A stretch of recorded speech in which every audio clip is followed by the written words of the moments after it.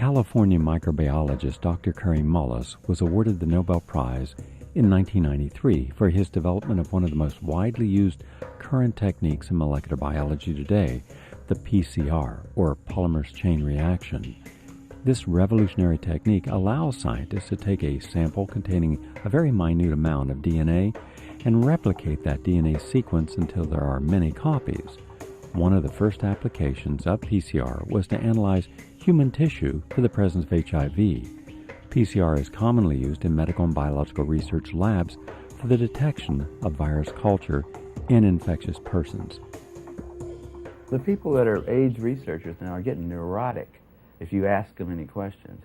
There was a time when I first started asking questions, all I wanted was, where are the papers? Just tell me the papers that you read that convinced you that HIV was the cause of AIDS, because I need to reference those papers in some of the, I was working on a test for HIV with PCR, and I needed to write a little report to the NIH to say, here's the progress we've made.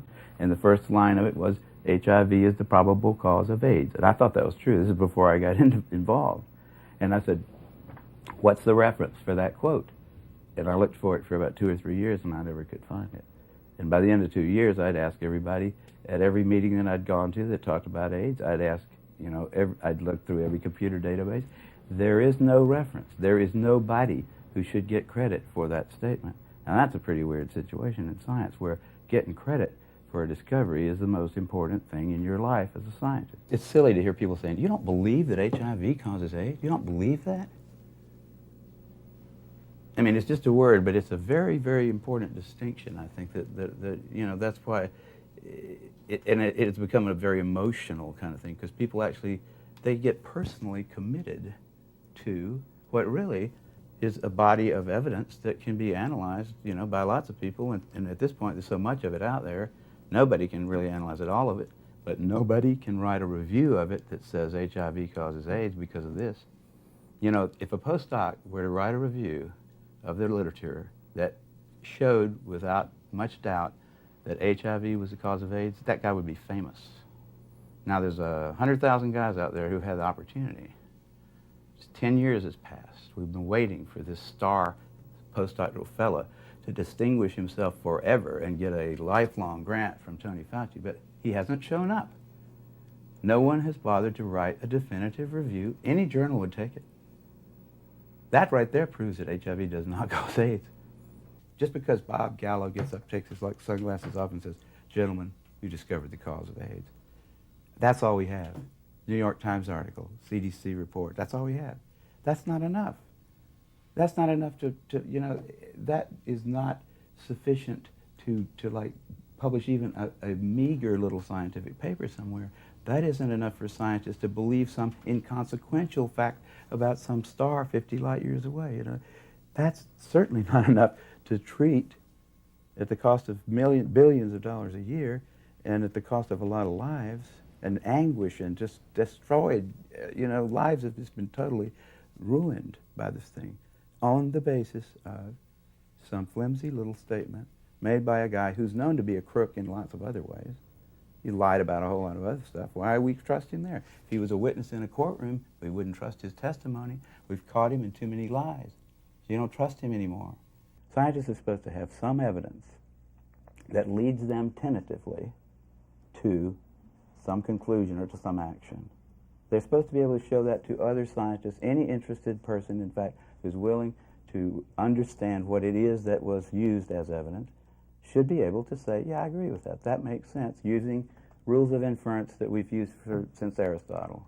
What they look for is surrogate markers. Now, have you heard that term battered about?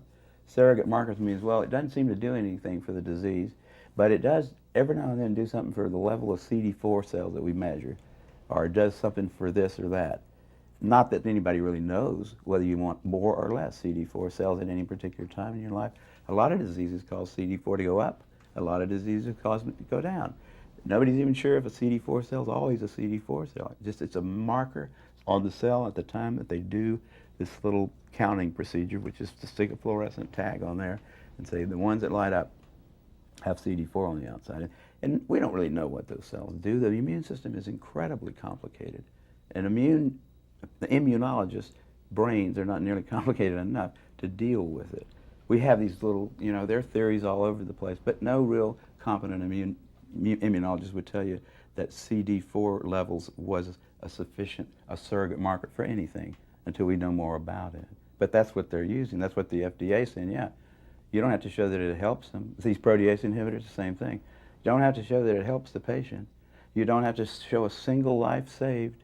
All you have to do is show some little clinical indicator has changed in a way that somebody is hoping is going to make you better. PCR came along right about the same time that HIV did. And it was at СИДА that people started looking with PCR for HIV. That was the only way to see it, except for culture, which was a long, protracted procedure, which a lot of times didn't turn up the results there weren't very good either. Can be contaminated. Oh, the cultures, the whole method, that cell biology is a bunch of magic half the time. And those culture, the people that say they can do quantitative estimations of HIV from cultures are just, they're fooling themselves. The number of cases reported went up epidemically, exponentially, because the number of tests that was done went up exponentially. How many doctors knew about HIV in 1983? 2. How many knew about it in 1985? Say 500.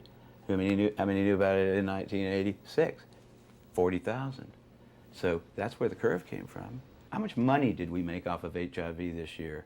And they could have plotted that, and it would have looked the same. And they could have said it's an epidemic because we're making more and more money off of it every year. If it's just caused by needles, or it's just caused by homosexual activities, you're not going to really get a long, sustained public outcry against it, and nobody's going to want to spend $6 billion a year. They're going to say, well, we really didn't like those people anyhow. Great. I can't think of a better solution to the homosexual problem than a disease that'll kill them all. I mean, there would be congressmen that would talk about that quietly, not on television. So the CDC had to say, we can't say that. We got to say it's got to be heterosexually transmitted. There's no proof that it's transmitted at all at that point. So why not just say, well, it's heterosexually transmitted too? Because that made it a plague, and the CDC needed one. The CDC hadn't had a good plague since polio. Their funding was probably going to be cut back if they didn't come up with one. The guy that was the head of the CDC, in fact, wrote memos that have been obtained, where he describes this as hot stuff. Those guys have got an agenda, which is not what we would like them to have, being that we pay for them to take care of our health in some way. The scientists are, like you say, they are considered the final arbiters of what's good for the planet or what's bad for the planet. And they hadn't got the slightest idea. Instead of wearing white robes, they wear white lab coats, Instead of bringing you the word of God, they bring you the word of the EPA or whatever. And they don't have to understand what it is that they're making you do, in fact. And people, I think they fall naturally into it because there is a need in humanity for something like a religion, something that makes you feel a part of some larger kind of group, something that you think, in spite of your wormy little life, makes you a part of something good, something big.